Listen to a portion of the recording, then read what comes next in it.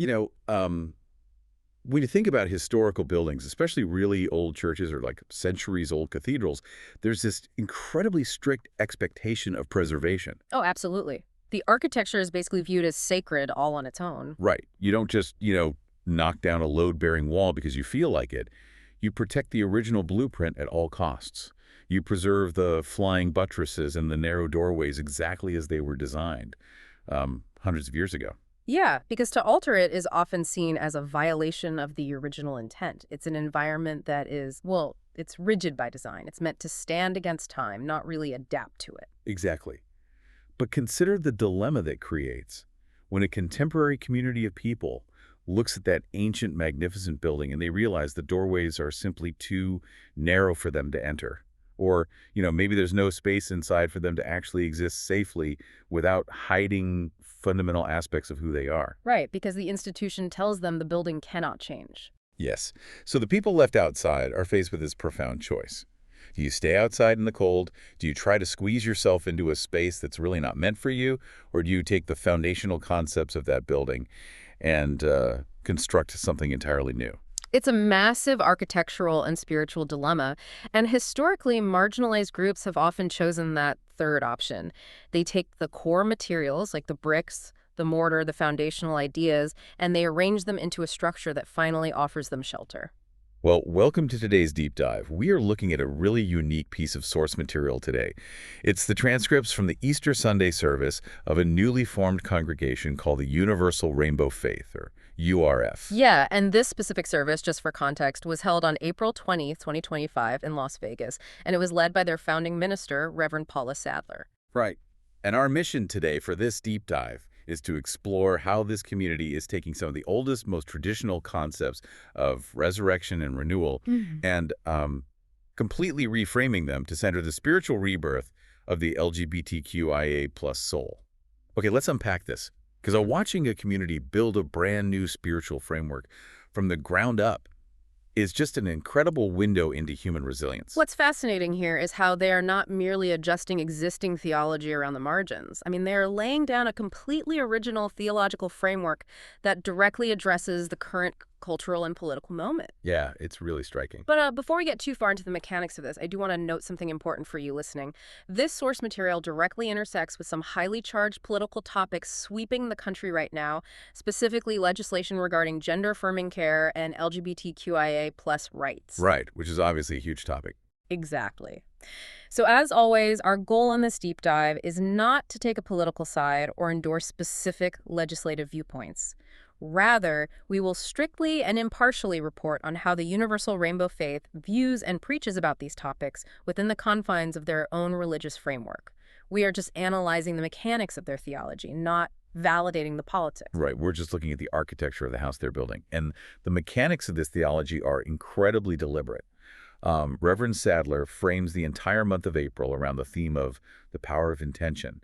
But she focuses this specific Easter message on what she calls ancient truths, modern awakenings, and the spiritual rebirth of the LGBTQIA plus soul. She completely bypasses the traditional framing. Yes, she bypasses the idea of Easter as this singular biblical event locked away in the past. Instead, she connects the concept of resurrection to the ancient spring traditions of Eostra, or Ostra. Which is such an interesting choice. It really is. She is digging past the medieval and modern church dogmas straight down to early earth-based mystic traditions.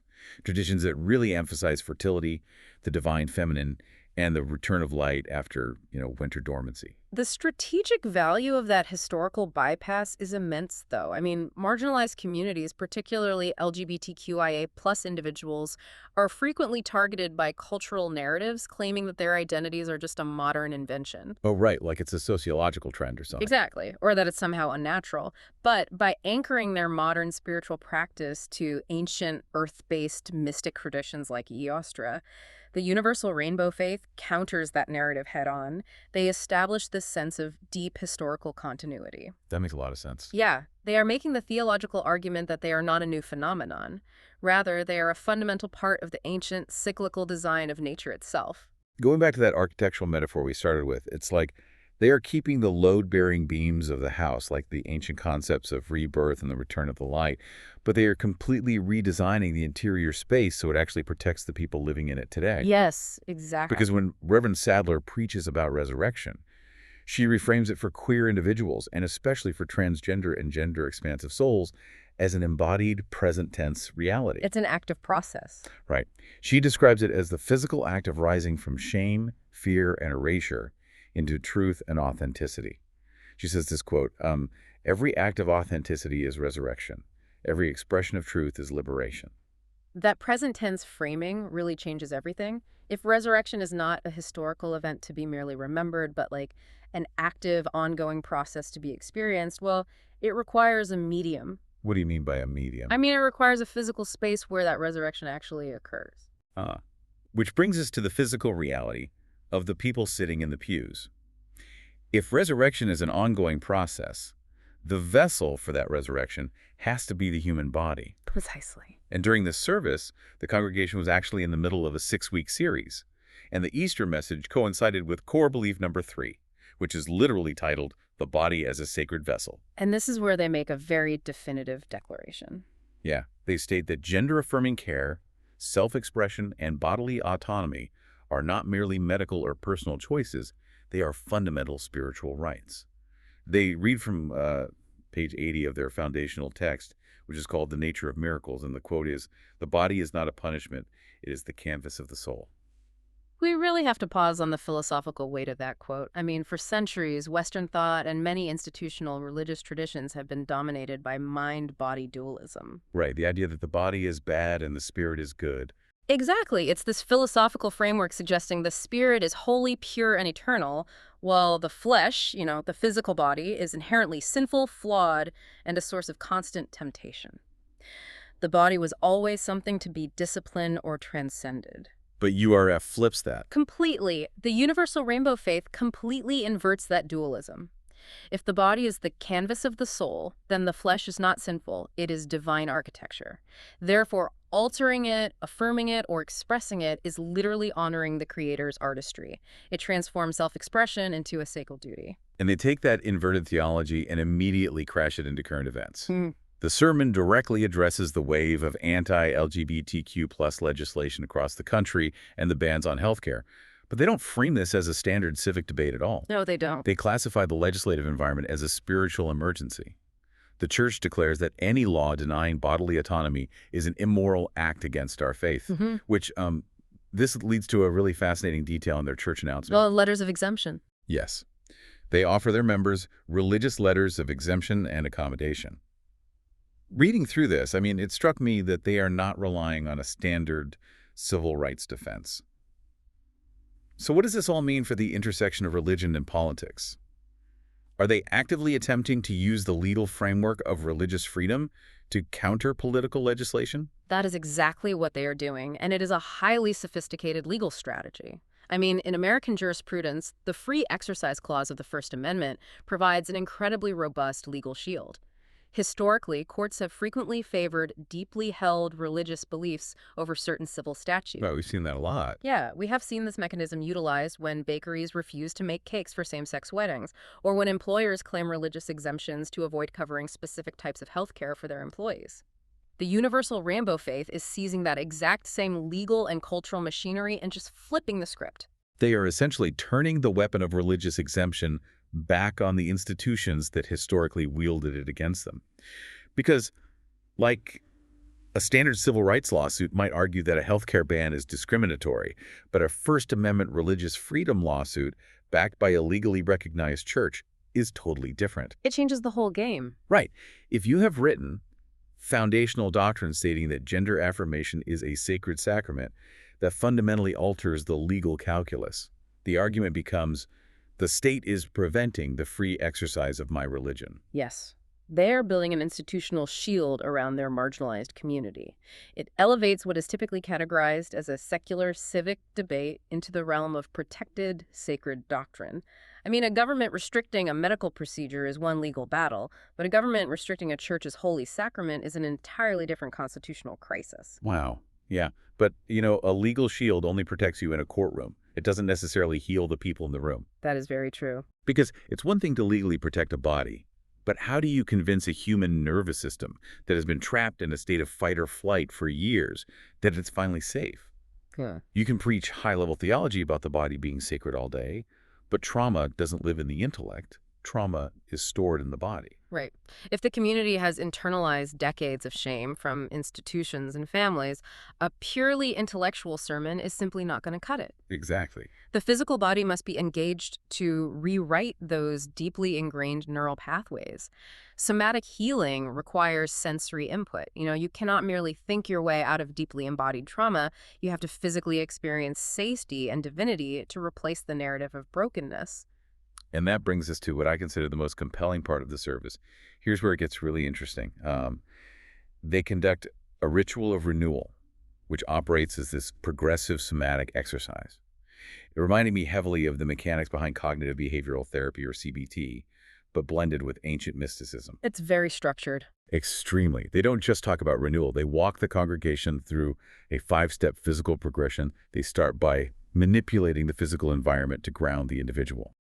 So, step 1, they instruct them to light a candle to welcome transformation. Okay. And then step 2, they physically touch water while repeating, I am sacred, I am loved, I am alive.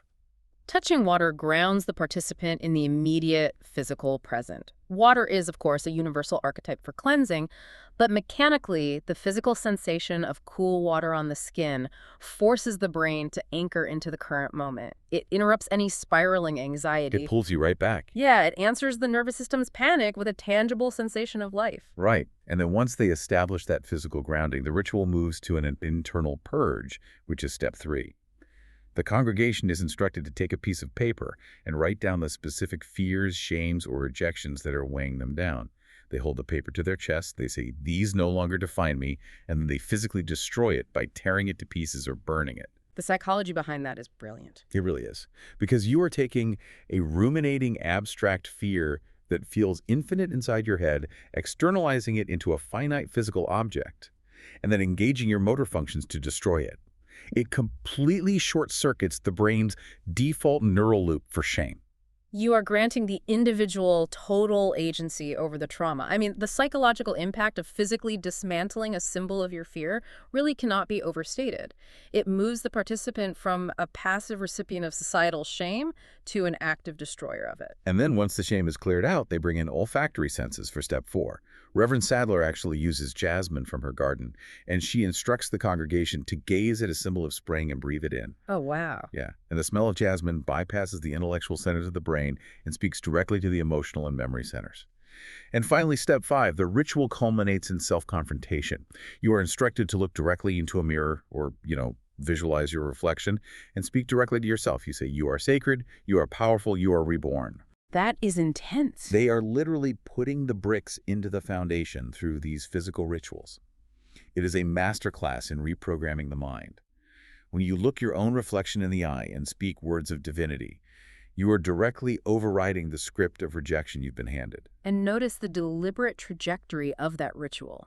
It moves from the external environment with the light and the water to the internal purge of the paper, and finally arrives at total, unshielded self-acceptance in the mirror.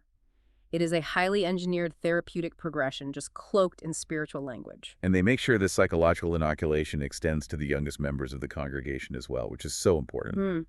There is a specific children's message where the kids are taught this affirmation, I am growing, I am glowing, I am a miracle in bloom. Oh, that's beautiful. It is. And given the intense cultural hostility directed at transgender and gender-expansive youth right now, equipping children with that specific language seems incredibly vital. Providing a spiritual anchor during developmental years inoculates a child's psychology against societal hostility. Because when a child's foundational belief is that they are a miracle in bloom, it becomes so much harder for external political rhetoric to convince them that they are in error. It builds profound emotional resilience. I mean, to be a child in a society that is debating your right to exist is inherently terrifying. The universal rainbow faith clearly understands that resilience must be built early. If the outside world is providing an architecture of exclusion, the church is providing an architecture of absolute belonging.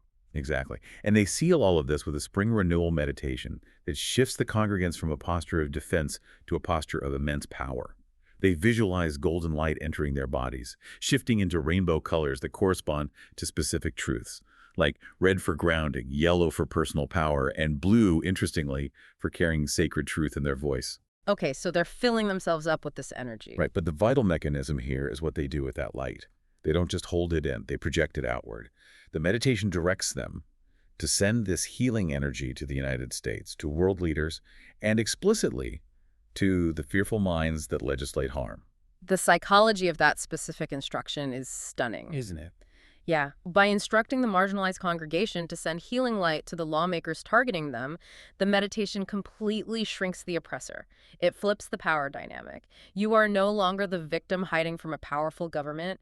You are the spiritual authority dispensing grace to fearful, misguided minds.